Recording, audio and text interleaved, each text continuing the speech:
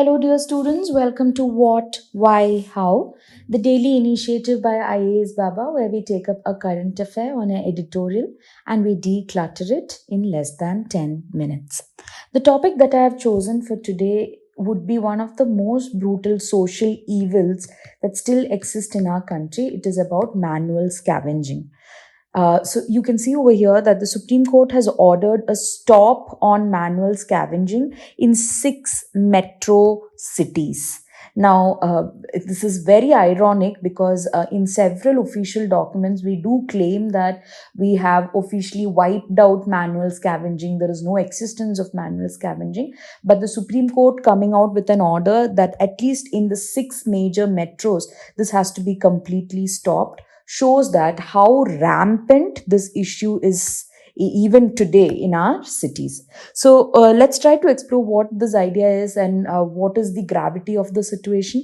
Manual scavenging basically refers to the practice of manually cleaning, handling, and disposing of human excreta and other waste materials from dry latrines, open drains, and sewers.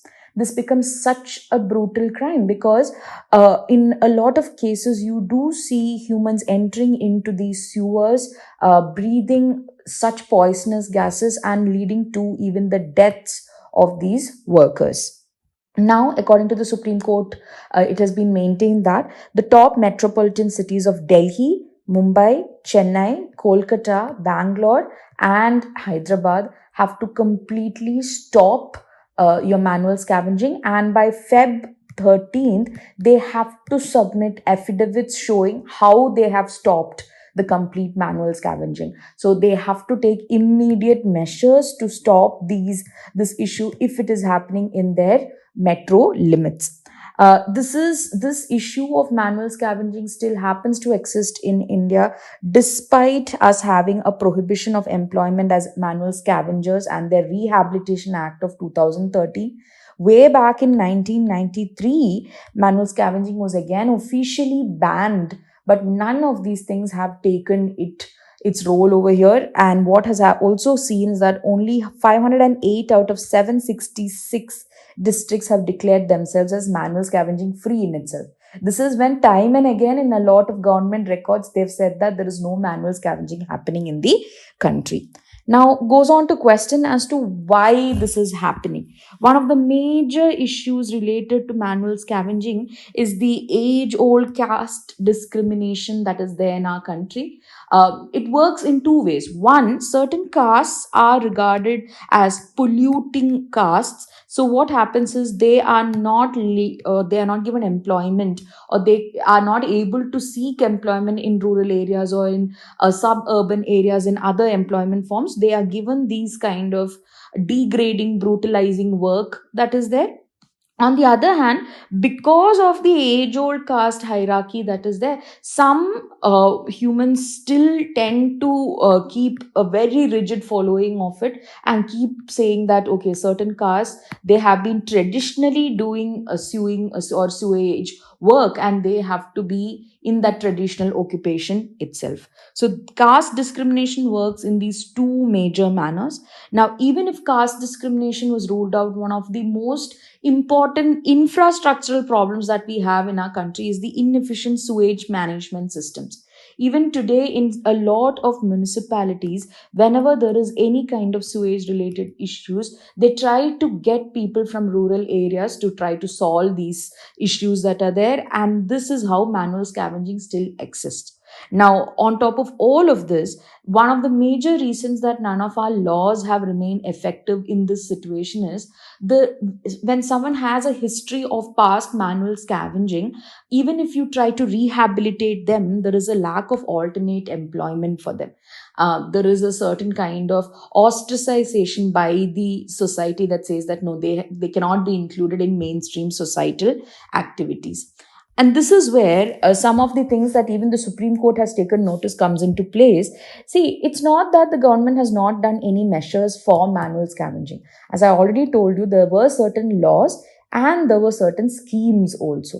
In one such scheme, almost 58,000 manual scavengers were identified and they were given a one time cash payout of 40,000 rupees each.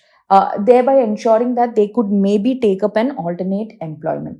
But right after that, what happened is when this particular thing was done, there started coming out affidavits saying that yes, we have got rid of manual scavenging completely. But that happens to be a very technical, what you say, loophole, because what happened after this particular scheme is that all the manual scavenging related activities or any schemes related to it, it got merged with another scheme called as your Namaste scheme.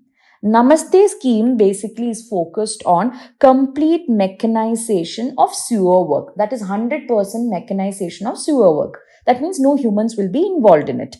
Now, the thing is that when the Namaste scheme came about, the entire focus started going on the mechanization of sewer work and the rehabilitation. That is, if you give them a one time cash payout, that is not just done at that point. You need to help them find alternate employment. What happened is this part of the rehabilitation clearly started suffering because the entire focus was just on the Namaste scheme.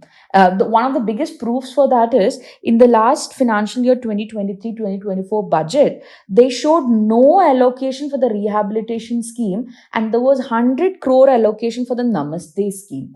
That means this clearly showed that the rehabilitation idea has taken a back seat. And obviously, we could argue that maybe once the Namaste scheme is fully functional, they will not, the sewer work will be completely mechanized and you will not have to employ humans for it.